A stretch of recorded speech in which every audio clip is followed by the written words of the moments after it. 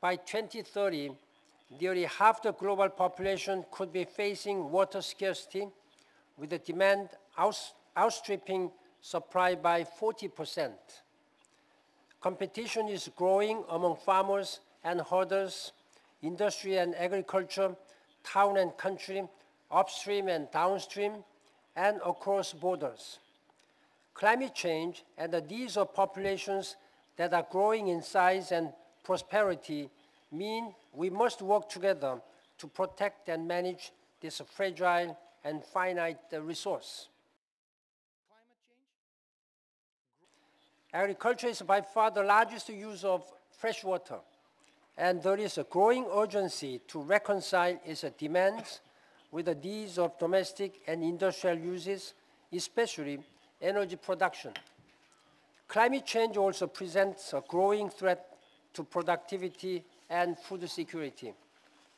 My Zero Hunger Challenge promotes sustainable agriculture by sharing best practices and harnessing the most appropriate technologies so small farmers and industrial giants alike can get more crop per drop.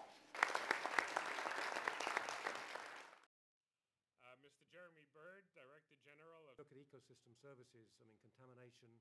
It's important to look at more innovative ways to not just treat that waste and collect it, but to reuse it, to recycle and to reuse it in safe forms of, say, for urine as a fertilizer, wastewater as a resource for irrigation in peri-urban areas, or indeed using the solid fecal sludge waste as a fertilizer. The water security challenges, particularly, we see that the Security Council in the last 2 or 3 years has taken up climate change as an agenda item, and we think that a similar dialogue should take place on water security.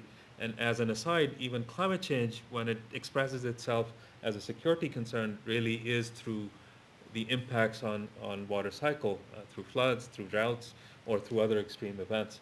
So again, if we are successful in convincing the Security Council to take this up, that again provides you some proactive tools and mechanisms to avoid any future conflicts or disagreements that take place around water. Identifies areas in which being a part of this. I think it was important to bring out